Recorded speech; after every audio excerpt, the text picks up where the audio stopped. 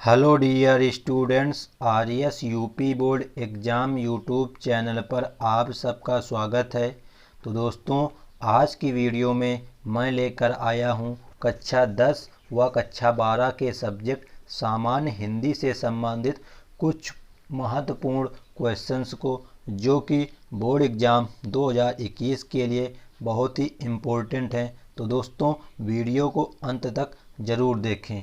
और दोस्तों, यदि आप इस वीडियो की पीडीएफ फाइल प्राप्त करना चाहते हैं तो आप हमारे टेलीग्राम चैनल को अवश्य ज्वाइन करें, जिसकी लिंक इस वीडियो के डिस्क्रिप्शन बॉक्स में दी गई है।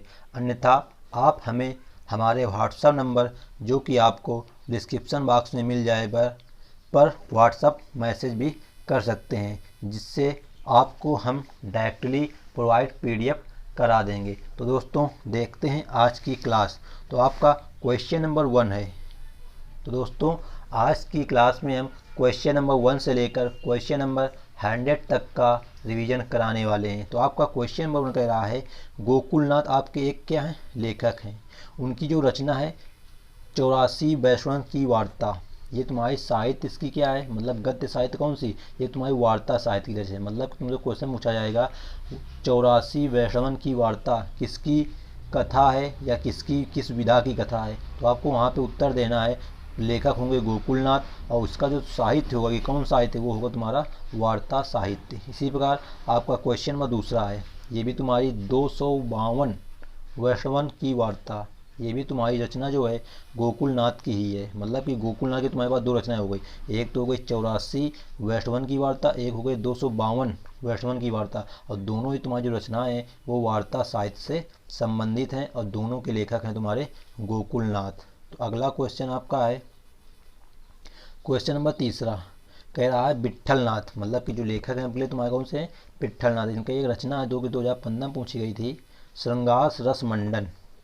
श्रृंगार रस मंडन ये तुम्हारी एक ब्रज भाषा गद्य पर आधारित रचना है, और इसके लेखक हैं तुम्हारे ब्रजनाथ नाथ। तो ये हो गई तुम्हारी क्वेश्चन नंबर 3। तो आपका अगला प्रश्न है प्रश्न नंबर 4, वैकुंठमणि शुक्ल। ये तुम्हारे एक लेखक थे वैकुंठमणि शुक्ल, जो इन्होंने लिखा था ब्रज भाषा में एक गद्य लिखा था वैशाख महात्म्य। वैशाख महात्म्य, तो इनकी रचना हो गई, यानी कि वैशाख महात्म्य किसकी रचना है, वैकुंठमणि शुक्ल की रचना है। तो अब देखते हैं अगला प्रश्न। तो अगला तुम्हारा प्रश्न है प्रश्न नंबर 5, ये भी तुम्हारी किसकी रचना है, वैकुंठमणि की, जो कि आपकी इम्पोर्टेंट कापी है। ये है तुम्हारी अगहन महामत्य। वो है तुम्हारी पहली वाली वैशाख महामत्य, ये है अगहन महामत्य, ये भी तुम्हारी ब्रज भाषा की एक रचना है। तो ये हो जाता है तुम्हारा प्रश्न नंबर 5वां। अगला है नाभादास लेखक तुम्हारे। तो नाभादास की बहुत ही मोस्ट इंपोर्टेंट रचना है तुम्हारी अष्टयाम। क्वेश्चन पूछा जाता है निम्नलिखित में से अष्टयाम किसकी रचना है। तो वहाँ पे आपको एक ऑप्शन में दिया होगा नाभादास। तो किस विधा की रचना है, तो ब्रज भाषा गद्य की रचना है। अगला तुम्हारा है प्रश्न नंबर 7, बनारसी दास लेखक हैं।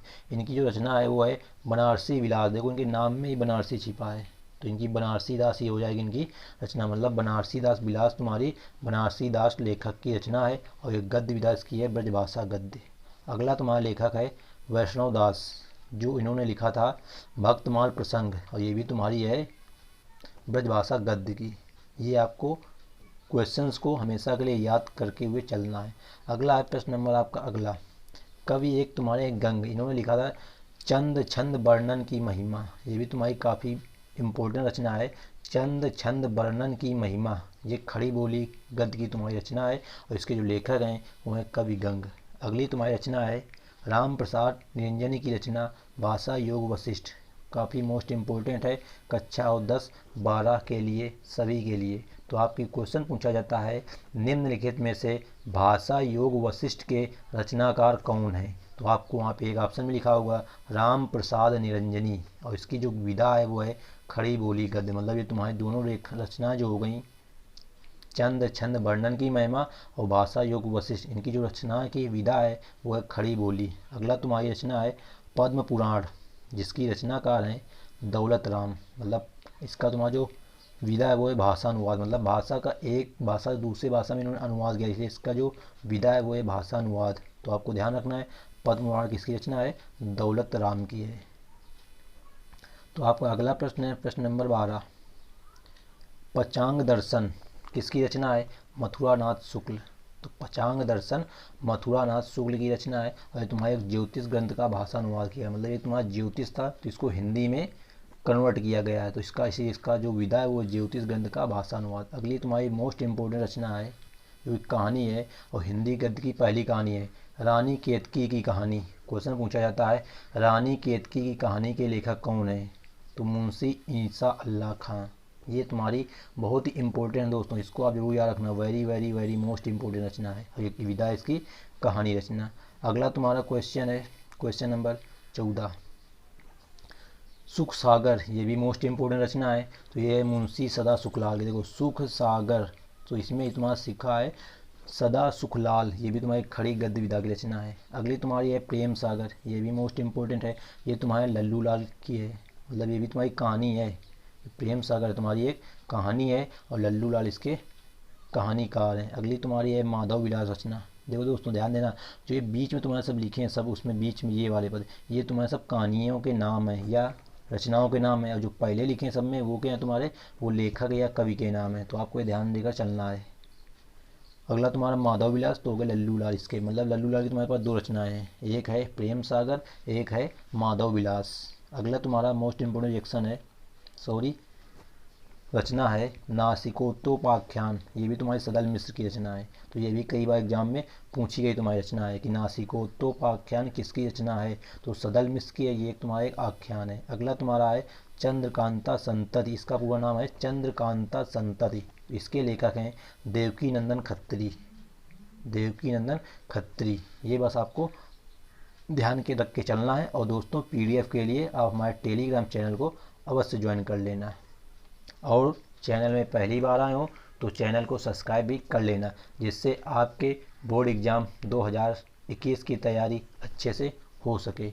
अगली आपकी रचना है राजा भोज का सपना, जिसके रचनाकार हैं राजा शिव प्रसाद सितारे हिंद। देखो यहाँ पे तुम्हारी जो कहानी है राजा भोज का सपना, और इसके रचनाकार भी तुम्हारे राजा शिव प्रसाद सितारे हिंद, तो इसमें राजा लगा है तो इसमें तुम्हारा राजा ही मिल जाएगा। अगला तुम्हारा शकुंतला, ये तुम्हारा नाटक है शकुंतला, इसके लेखक है राजा लक्ष्मण सिंह, राजा लक्ष्मण सिंह, और ये तुम्हारा नाटक है। अगला तुम्हारा रचना है नहुस, ये भी तुम्हारा एक नाटक है, इसके रचनाकार तुम्हारे हैं गोपाल चंद्र गिरधर दास। नहुस गोपाल चंद्र गिरधर दास। इंदुमती काफ़ी इम्पोर्टेंट तुम्हारी कहानी है तुम्हारी एक ही, इसके लेखक हैं किशोरीलाल गोस्वामी। क्वेश्चन पूछा जाता है इंदुमती के लेखक कौन है? तो किशोरीलाल गोस्वामी। अगला तुम्हारा सुल्ताना, ये भी तुम्हारा एक उपन्यास है।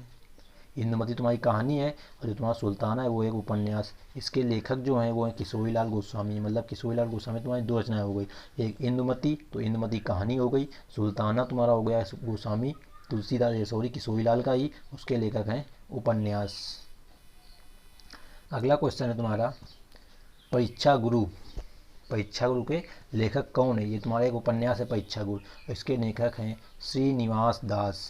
तो आपसे क्वेश्चन पूछा जाता है निम्नलिखित में से परीक्षा गुरु के उपन्यासकार कौन है? तो आपको वहाँ पे ऑप्शन में लिखा होगा श्रीनिवास दास, तो ये हो जाते हैं परीक्षा गुरु के उपन्यासकार। अगला प्रश्न है मोस्ट इम्पोर्टेंट क्वेश्चन तुम्हारा दोस्तों, सत्यार्थ प्रकाश, सत्यार्थ प्रकाश के रचनाकार कौन है? ये तुम्हारा एक धार्मिक ग्रंथ है, तो इसके लेखक हैं स्वामी दयानंद सरस्वती, इनका पूरा नाम है स्वामी दयानंद सरस्वती। आपको ऐसे याद रखना है सत्यार्थ प्रकाश स्वामी दयानंद सरस्वती, मतलब पहले रचना बोलो उसके बाद में लेखक का नाम बोलो, तो क्वेश्चन जो है आपको जल्दी से याद हो जाता है। और कई बार क्या होता है कि क्वेश्चन आपको याद होते हुए आप लोग कन्फ्यूजन खा जाते हैं, ऐसे आपको कन्फ्यूजन नहीं होगी कि पहले रचना बाद में लेखक, सत्यार्थ प्रकाश स्वामी दयानंद सरस्वती। अगला तुम्हारा है अंधेर नगरी, ये भी काफ़ी इंपॉर्टेंट रचना तुम्हारी, जो कि आपकी है भारतेंदु हरिश्चंद्र की, एक नाटक है अंधेर नगरी। अगला तुम्हारा सत्य हरिश्चंद्र, ये भी तुम्हारी भारतेंदु हरिश्चंद्र की, देखो इसमें हरिश्चंद्र लगा है मतलब समझ जाना भारतेंदु हरिश्चंद्र की रचना, ये भी तुम्हारा एक नाटक है। अगली तुम्हारी रचना है भात दुर्दशा, ये भी तुम्हारी किसकी है? भारतेंदु हरिश्चंद्र की, ये भी तुम्हारा एक नाटक है। तो ये हो जाती है तुम्हारी तीन रचनाएं भारतेंदु हरिश्चंद्र की, और तीनों रचनाएं तुम्हारी कई बार बोर्ड एग्जाम में पूछी गई हैं, तो आप लोग इनको जरूर याद रखना। अंधेर नगरी एक नाटक है, इसके लेखक हैं भारतेंदु हरिश्चंद्र। सत्य हरिश्चंद्र, ये भी तुम्हारा एक नाटक है, भारतेंदु हरिश्चंद्र की रचना है। भारत दुर्दशा, ये भी तुम्हारा एक नाटक है और भारतेंदु हरिश्चंद्र इसके लेखक हैं। और देखते हैं जरा भारतेंदु हरिश्चंद्र से संबंधित कुछ रचनाएं। तो अगला तुम्हारा वैद की हिंसा हिंसा न भवति। वैद की हिंसा हिंसा न भवति, ये तुम्हारा एक संस्कृत की रचना है और ये भी तुम्हारा क्या नाटक है, मतलब संस्कृत में तुम्हारा नाटक है। इसकी भी रचनाकार तुम्हारा है भारतेंदु हरिश्चंद्र। अगला तुम्हारा है दिल्ली दर्पण, दिल्ली दरबार दर्पण, मतलब कि दिल्ली के दरबार में हमको दर्पण करना चाहिए जा करके। तो ये तुम्हारा क्या है, ये भी भारतेंदु हरिश्चंद्र की तुम्हारी रचना है। अगला तुम्हारा है मदालसा, ये कम इम्पोर्टेंट है, मगर ये तुम्हारे जो 3 पहले बताए, 2 ये 5 और एक तुम्हारी लास्ट में 6 एक अभिक्रियाएँ तुम्हारी जो हैं बहुत ही इम्पोर्टेंट हैं इस एग्ज़ाम की दृष्टि से। तो आप लोग इन रचनाओं को अवश्य याद करें। पहली तुम्हारी हो गई, हमने बताया तुमको अभी कि भारतेंदु हरिश्चंद्र की तुम्हारी हो गई अंधेर नगरी हो गई, सत्य हरिश्चंद्र हो गई, बहादुर हो गई, वैद्य की हिंसा हिंसा न भवति, दिल्ली दरबार दर्पण और मदालसा और सूचना, ये तुम्हारे सब जो हैं भारतेंदु हरिश्चंद्र से संबंधित रचना है। तो आप लोग अपने नोटबुक में लिख लें या पीडीएफ के लिए टेलीग्राम चैनल को ज्वाइन कर लें, जिससे आपको इस वीडियो की पीडीएफ फाइल मिल जाएगी आपके बोर्ड एग्जाम के रिवीजन के लिए। अगली आपकी रचनाएं हैं, एक लेखक है जो कि मोस्ट इम्पोर्टेंट है, प्रताप नारायण मिश्र। प्रताप नारायण मिश्र। तो देखो भारत दुर्दशा, अभी तुमने ऊपर पढ़ा भारत दुर्दशा किसकी रचना थी, भारतेंदु हरिश्चंद्र की, मगर इसमें तुम्हारे 2 लेखक हैं, एक तो है प्रताप नारायण मिश्र भी की रचना भी है तुम्हारी भारत दुर्दशा। मतलब क्वेश्चन में ऑब्जेक्टिव क्वेश्चन पूछा जाएगा तो आपको वहाँ ध्यान रखना है कि प्रताप नारायण मिश्र दिए है कि भारतेंदु हरिश्चंद्र दिए, दोनों में से एक लेखक का जरूर देगा, या तो दोनों ऑप्शन में होंगे तो उसमें लिखा होगा ए तथा बी, तो आपको ए तथा बी दोनों में टिक लगाना है क्योंकि दोनों की रचना है भारत दुर्दशा। अगली रचना है हठी हम्मीर, तो ये भी मोस्ट इंपॉर्टेंट तुम्हारी रचना है प्रताप नारायण मिश्र की। अगली एक कलि कौतुक, ये भी प्रताप नारायण मिश्र की मोस्ट इंपॉर्टेंट रचना है। अगला है संगीत शाकुंतल, तो ये भी तुम्हारी प्रताप नारायण मिश्र की। अगली तुम्हारी रचना है हमारा कर्तव्य और युग धर्म निबंध, हमारा कर्तव्य और युग धर्म, ये तुम्हारी भी है प्रताप नारायण मिश्र की। तो ये हो जाती हैं तुम्हारी 4-5 रचनाएं प्रताप नारायण मिश्र की। तो देखो जरा, पहली तो हो गई तुम्हारी बहादुर दशा, दूसरी हठी अमीर, फिर कलि कौतुक, संगीत शाकुंतल और हमारा हमारा कर्तव्य और धर्म, ये सभी रचनाएं तुम्हारी हैं प्रताप नारायण मिश्र की। अब देखते हैं अगला लेखक। तो अगले लेखक आपके हैं श्याम सुंदर दास। तो आपको देखो श्याम सुंदर दास की सभी रचनाएं याद रखनी है। पहली है रूपक रहस्य, ये तुम्हारी आलोचना है। क्वेश्चन में ये भी पूछा जाता है कि तुमको रचना दे देगा, कहे कि इसकी विधा कौन सी, तो आपको विधा भी याद करते चलना है। रूपक रहस्य कौन सी विधा है, आलोचना, इसके लेखक हैं श्याम सुंदर दास। अगली तुम्हारी रचना है साहित्यालोचन, ये कई बार एग्जाम में पूछी गई है।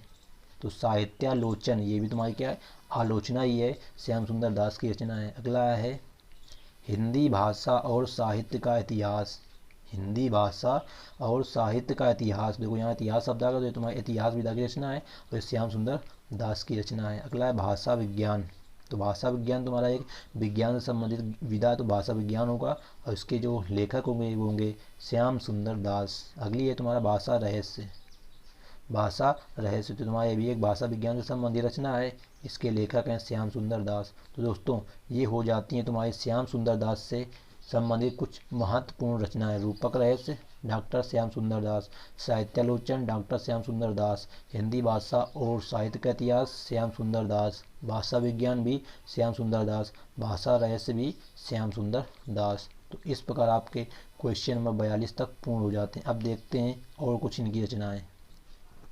तो एक है वैज्ञानिक कोश, मतलब विज्ञान से संबंधित कुछ इन्होंने कोश लिखे थे, निबंध लिखे, यानी कि कुछ एक इतिहास रचाया, उसको रचनाकार हैं श्याम सुंदर दास। अगला हिंदी शब्द सागर, ये भी तुम्हारा एक कोश है, तो इसमें तुम्हारा श्याम सुंदर दास। देखो तो यहाँ पे तुम्हारे श्याम सुंदर दास की काफ़ी रचनाएं हो गई हैं। क्या करना है आपको, इन सभी रचनाओं को अपने नोटबुक में लिख लेना है या पीडीएफ के लिए व्हाट्सएप में मैसेज कर देना, तो जिससे आपको इसकी पीडीएफ मिल जाएगी, जिससे आप एग्ज़ाम टाइम में एक बार अच्छे से रिवीजन कर लेंगे। अगला क्वेश्चन है क्वेश्चन नंबर 45, कह रहा गोदान, ये तो आपकी बहुत ही इंपॉर्टेंट रचना है, कई बार बोर्ड एग्जाम में पूछी गई है और आगे पूछी भी जाएगी, क्योंकि तुम्हारे जो प्रेमचंद लेखक हैं वो बहुत ही इंपॉर्टेंट लेखक हैं आपके हिंदी की दृष्टि से। तो इनका जो रचना है गोदान वो है प्रेमचंद की रचना। उपन्यास विधा की रचना, इसी प्रकार गमन, गोदान गमन, ये तुम्हारी रचना किसकी है, प्रेमचंद की है, ये भी उपन्यास है। एक है तुम्हारा कर्मभूमि, कर्मभूमि ये भी तुम्हारे प्रेमचंद की रचना है और ये भी तुम्हारी क्या उपन्यास है। एक आपकी है उपन्यास प्रेमचंद सेवा सदन, प्रेमचंद रंगभूमि, तो ये रंगभूमि और सेवा सदन, ये तुम्हारे क्या हैं, दोनों उपन्यास हैं और किसके हैं, प्रेमचंद के हैं। ये बात आपको ध्यान रखना है कि जो तुम्हारा रंगभूमि हो गया, कर्मभूमि, गोदान, गबन, सेवा सदन और ये तुम्हारा ये प्रेमाश्रय, ये सभी क्या हैं, उपन्यास हैं और किसके हैं, मुंशी प्रेमचंद के हैं। तो ये हो जाते हैं मुंशी प्रेमचंद से संबंधित कुछ महत्वपूर्ण प्रश्न। आगे देखो जरा क्या है। तो अगला प्रश्न है आपका प्रश्न नंबर 51 मतलब 51। अब देखो उपन्यास तुम्हारा किसका है, प्रेमचंद का, प्रेमचंद निर्मला, ये भी तुम्हारा क्या, निर्मला, निर्मला, कर्मला, प्रेम की वेदी, संग्राम, ये सब क्या तुम्हारे प्रेमचंद की रचना है। देखो उपन्यास तुम्हारे तो ये जो निर्मला है उपन्यास है, अब तुम्हारे नाटक आ गए प्रेमचंद के। तो करबला, प्रेम की वेदी और संग्राम ये तुम्हारे मुंशी प्रेमचंद के यहाँ सभी नाटक हैं। तो ये आपको ध्यान रखना है कि मुंशी प्रेमचंद की बहुत सी रचनाएं हैं, उनमें से उनकी विधा ध्यान रखना है, कहानी कौन सी हैं, उपन्यास कौन से हैं, नाटक कौन से हैं, ये आपको ध्यान में रख के चलना है। तो देखो ऊपर में आपको बताया उपन्यास गोदान, गमन, कर्मभूमि, रंगभूमि, सेवा सदन, प्रेमाश्रय, निर्मला, ये सब है तुम्हारे क्या थे, उपन्यास थे। अगला तुम्हारा जो करबला है, प्रेम की वेदी हो गई, संग्राम हो गया, ये सब तुम्हारे थे नाटक। अब तुम्हारी कहानी देखते हैं प्रेमचंद की कुछ। तो लिखा है मानसरोवर, जो कि 8 भागों में तुम्हारी बताई गई है, मतलब तुम्हारी एक कहानी है मानसरोवर जिसको 8 भागों में बांटा गया है, वो भी एक कहानी संग्रह की रचना है, वो भी तुम्हारे मुंशी प्रेमचंद की कहानी है। अगली तुम्हारे पूस की रात, पूस की रात ये भी तुम्हारे मुंशी प्रेमचंद की रचना है। ये तुम्हारे वो सब कहानियाँ हैं, तुम्हारे ध्यान से देखना यहाँ तक, ये 3 कहानियाँ हैं मुंशी प्रेमचंद की तुम्हारी। अगली प्रेमांजलि, ये भी मुंशी प्रेमचंद की तुम्हारी एक कहानी है। अगली तुम्हारा एक निबंध है मुंशी प्रेमचंद का, जो कि कई बार बोर्ड एग्जाम में पूछा गया, क्योंकि इनका निबंध केवल एक ही है, कुछ विचार। तो ये इसके लेखक हो जाते हैं मुंशी प्रेमचंद। तो आप देखते हैं अगली कुछ इम्पोर्टेंट रचनाएं। तो आपके अगले लेखक हैं वियोगी हरि, इनकी भी रचनाएं आपके बोर्ड एग्जाम में कई बार पूछी जाती हैं। तो वियोगी हरि इनका एक प्रार्थना गद्य काव्य है। तो क्वेश्चन पूछा जाता है प्रार्थना नामक गद्य काव्य के लेखक कौन है, तो आपको ऑप्शन में होगा वियोगी हरि, तो आपको वियोगी हरि को टिक कर देना है और आपका प्रश्न सही हो जाएगा। अगला है श्रद्धाकण, तो श्रद्धाकण भी एक गद्य काव्य है, ये भी वियोगी हरि की रचना है। अगला क्वेश्चन है अंतर्नाद, अंतर्नाद, तो ये भी तुम्हारा वियोगी हरि की रचना है और इसके जो लेखक हैं वो हैं गद्य काव्य। अगला तुम्हारा उद्यान, अब उद्यान का मतलब होता क्या दोस्तों, तो उद्यान का मतलब होता है बगीचा। तो ये तुम्हारा क्या है, बगीचे में एक उपदेश दिया गया था, इसलिए इसका नाम जो बड़ा उद्यान पड़ा। तो ये तुम्हारा एक उपदेश है और वियोगी हरि भी इसके लेखक है। अगला है गांधी जी का आदर्श, मतलब गांधी जी के आदर्श हम कैसे बने, इस पर एक रचना इन्होंने लिखी। तो ये भी तुम्हारा क्या है, एक उपदेश दिया था, तो ये भी तुम्हारी हो जाएगी वियोगी हरि की रचना। तो ये हो जाती हैं तुम्हारी वियोगी हरि से संबंधित कुछ महत्वपूर्ण रचना, जैसे प्रार्थना, श्रद्धाकण, अंतर्नाद, उद्यान और गांधी जी का आदर्श। अगली कुछ महत्वपूर्ण रचनाएं और हैं वियोगी हरि की, देखते हैं जरा उनको। तो अगली तुम्हारी रचना है वियोगी हरि की, वियोगी हरि की भावना। कहते हैं ना किसी की भावना में हमको बहना नहीं चाहिए, क्योंकि पता नहीं उसकी भावना सच्ची हो या झूठी हो। तो ये एक तुम्हारी एक रचना है उपदेश मतलब की है, उपदेश दिया गया का भावना पर। तो ये तुम्हारा क्या है, वियोगी हरि की एक उपदेश नामक रचना हो गई। अगला है बुद्धवाणी, तो ये भी तुम्हारी वियोगी हरि की है। अगला तुम्हारा होगा तरंगणी, तो ये भी तुम्हारे मतलब कि अधिकतर रचनाएं तुम्हारी जो वियोगी हरि ने लिखी है उन्होंने उपदेश और गद्य विधा पर ही लिखी है, गद्य और उपदेश पर लिखा है। तो तुम्हारा जो तरंगणी है ये तुम्हारा गद्य गीत पर है। अगली तुम्हारी जो रचना है वियोगी हरि की पाव भर आटा, पाव भर आटा, तो ये तुम्हारी है, ये भी तुम्हारी गद्य विधा की रचना है, पाव भर आटा। और इसके लेखक कौन है, तो वियोगी हरि इसके लेखक। तुम्हारी जो रचना है सभी चल रही हैं किसकी चल रही हैं, वियोगी हरि की चल रही है। अगला है तुम्हारा वियोगी हरि की मंदिर प्रवेश, मंदिर प्रवेश। देखो मंदिर में जब प्रवेश करते हैं तो क्या होता है, एक धार्मिक स्थान होता है, इसलिए तुम्हारे किस ग्रंथ की है, धर्म की ग्रंथ की है। इसके लेखक भी हैं तुम्हारे वियोगी हरि। तो वियोगी हरि की आपकी कई रचना है। अगला देखते हैं वियोगी हरि से संबंधित ही 69 नंबर पगली। देखो नाम कैसा है, पगली, इतनी अच्छी रचना है पगली, वियोगी हरि की रचना है। और इसे विधा इसकी है गद्य गीत। अगला है वीर हरदौल, ये रचना इंपॉर्टेंट है, इसको जरा ध्यान से देख लेना। वीर हरदौल तो वियोगी हरि की रचना है, तुम्हारा क्या एक नाटक है। अगला तुम्हारा छद्म योगिनी, तो छद्म योगिनी तुम्हारा एक नाटक है, किसका है, वियोगी हरि का है। अगला तुम्हारा रचना है मेरा जीवन प्रवाह, मेरा जीवन प्रवाह, ये एक तुम्हारा आत्मकथा। देखो मेरा जीवन प्रवाह मतलब अपने जीवन से संबंधित उन्होंने कुछ लिखा है, तो इसलिए इसमें मेरा जीवन प्रवाह लिखा गया। और अपने बारे में कोई कुछ लिखता है तो उसको बोलते हैं हमेशा आत्मकथा। और जीवनी क्या होती? जीवनी वो होती जो दूसरे के बारे में लिखी जाए, तो उसे हम कहते हैं जीवनी। तो ये तुम्हारी वियोगी हरि की रचनाएं हो गई। अगला तुम्हारा विश्व धर्म।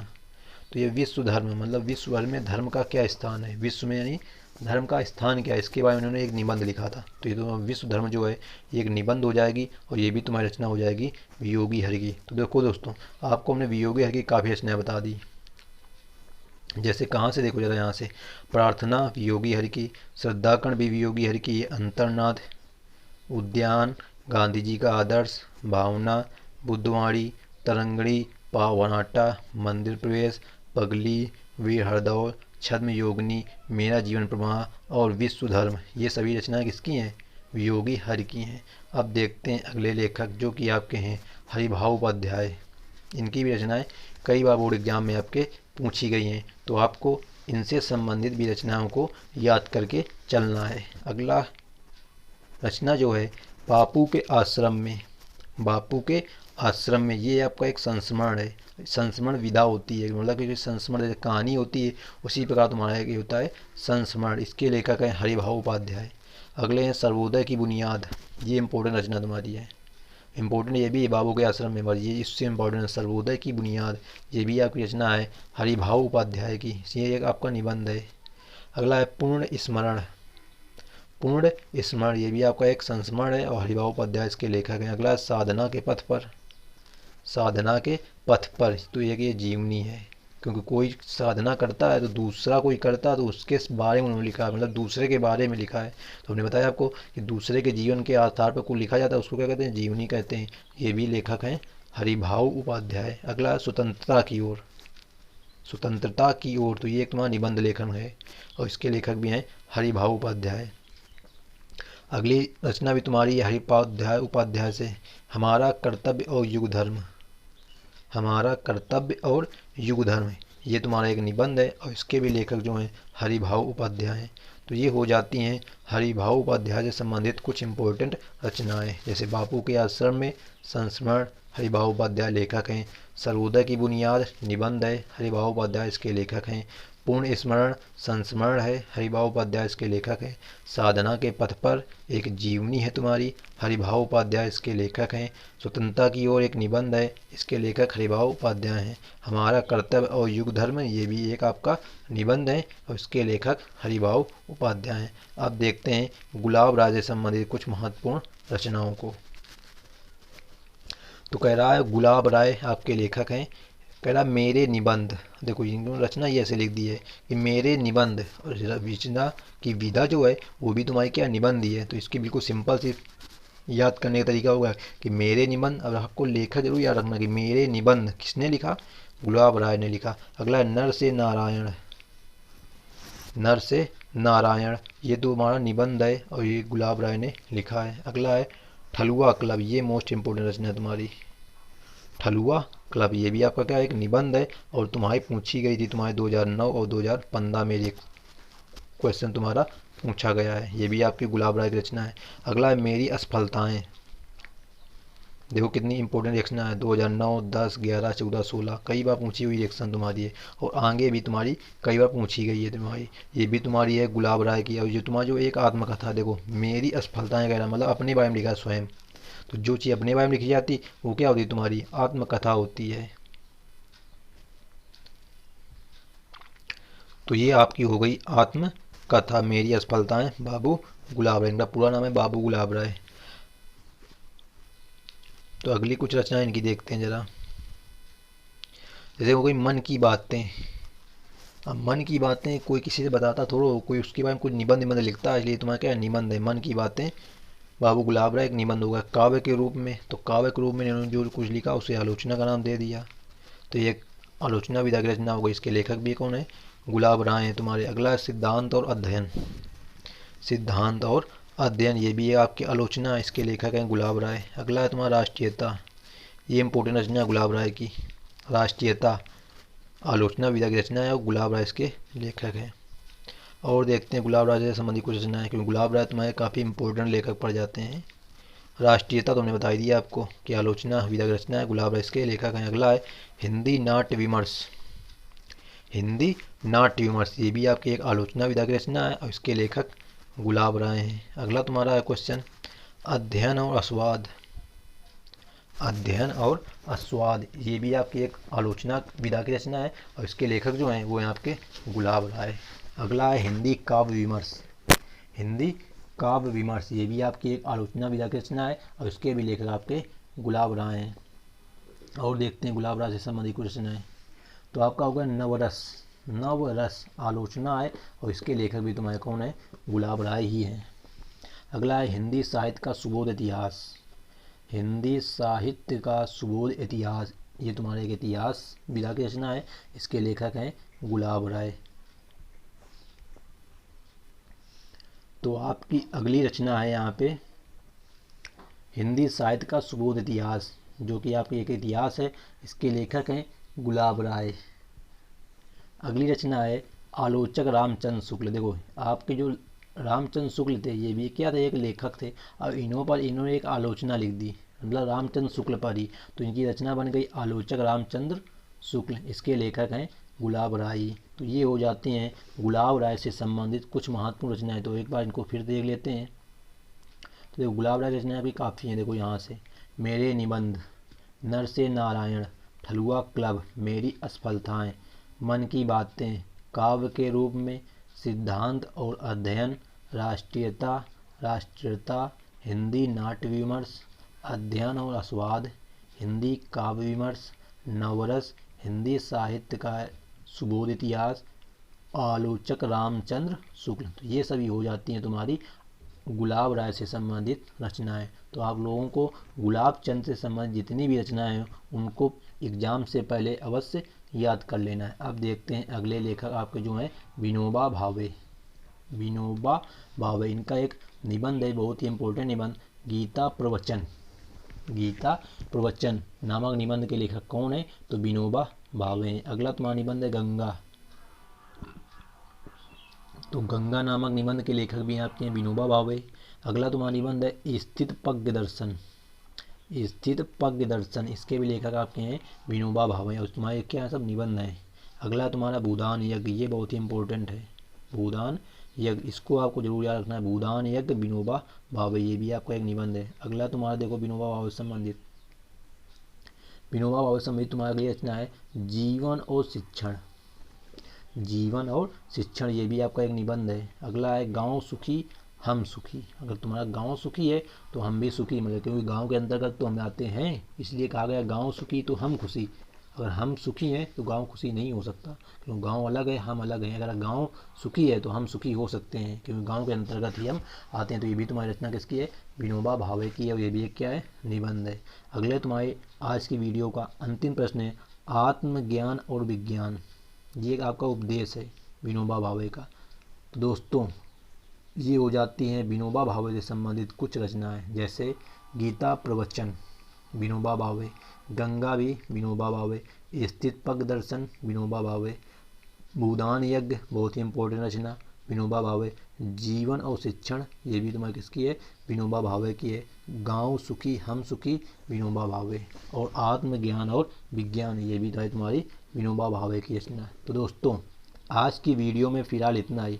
तो दोस्तों यदि वीडियो अच्छी लगी हो तो वीडियो को एक लाइक कर देना और अपने सभी दोस्तों के साथ में शेयर कर देना, वो चाहे फिर इंटर में पढ़ता हो या हाई स्कूल में पढ़ता हो, क्योंकि ये रचनाएँ सभी के लिए मोस्ट इम्पोर्टेंट हैं। तो दोस्तों यदि आप इस चैनल पर पहली बार आए हो तो चैनल को सब्सक्राइब भी कर लेना और साथ ही बेल आइकन को भी प्रेस कर लेना, जिससे इसी प्रकार की वीडियो आपको मिलती रहे और आपके एग्ज़ाम की प्रिपरेशन बेहतर तरीके से होती रहे। तो दोस्तों आज की वीडियो में हमने क्वेश्चन नंबर 1 से लेकर क्वेश्चन नंबर 100 तक को रिवीजन कराया है। तो कल की वीडियो में हम आपको क्वेश्चन नंबर 101 यानी कि 101 से लेकर 200 नंबर तक क्वेश्चंस का रिवीजन कराएंगे, जिससे आपके बोर्ड एग्ज़ाम के समय तक हम आपको काफ़ी क्वेश्चंस की PDF प्रोवाइड कर सकें। और PDF के लिए या तो आप हमारे टेलीग्राम चैनल को ज्वाइन करें या आप हमें सीधे व्हाट्सअप कर सकते हैं, कि आपका मेरा व्हाट्सएप नंबर इस वीडियो के डिस्क्रिप्शन बॉक्स में मिल जाएगा। तो thanks for watching this video. मिलते हैं नेक्स्ट वीडियो में, जब तक के लिए जय हिंद जय भारत।